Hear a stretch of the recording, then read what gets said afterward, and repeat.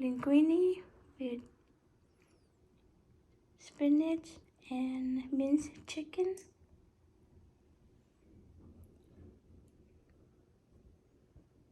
The smell of fresh basil is so good. I'm hungry already. Dinner is made by no other than my man. He's cooking 3 to 4 times a week these days, so it looks good with some extra cheese there and lots of cherry tomatoes for myself since I like it.